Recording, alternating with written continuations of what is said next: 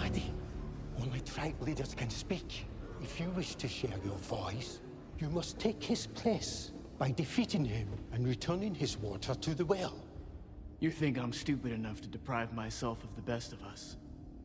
220 grit is king, so don't forget that. Alright, so I've noticed this on a lot of job sites now, and it's a mistake that's super easy to fix. When you're making repairs, depending on your wall stipple, you'll want to approach this differently.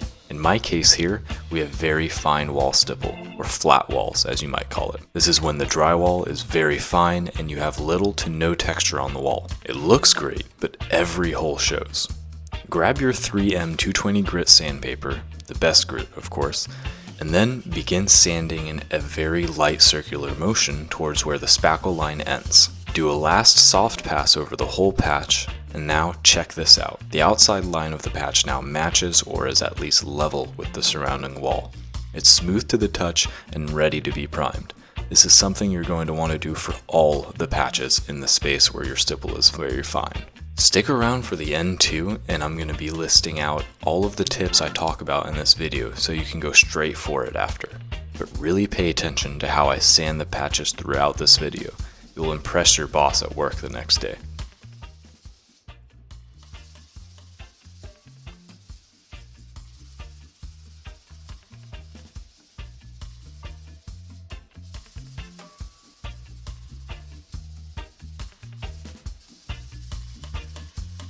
Sanding every patch like this basically saves you the hassle of having to go back and redo every patch. What's even more of a nightmare is dealing with it after it's been primed, or worse, finish coated. And also, jokes aside, 220 grit sandpaper is truly the best sandpaper for this kind of stuff. It's fine enough of a grit so that you don't eat through the drywall or wall paint under it, but it's strong enough that you make good progress and aren't sanding all day.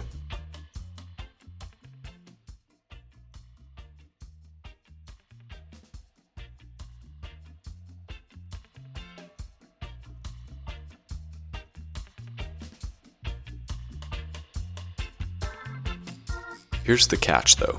Big patches, they work a little differently. And when you're working with much bigger patches, like this one here, you're dealing with a different method of sanding, essentially. How I like to approach it is starting from the outsides and making sure that I get those ridges done first. Because when you get to the center here, you're really just wanting to smooth it out. You're not really wanting to sand down too much, because this is supposed to match the rest of the drywall, whereas here you don't want any ridging, otherwise you're going to tell where you patched over. You want to approach it the same way essentially, starting by sanding down those edges, but you really just skim off the center part of the patch.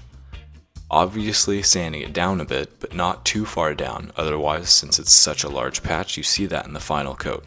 It's kind of hard to explain, but like I've mentioned before, you want this to look as smooth as possible, especially with flat walls.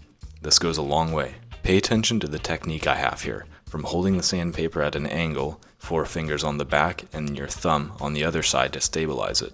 Thanks for watching, and if you made it this far, subscribe because we've got tons of content coming up and lots of remodel tips, so check out our channel.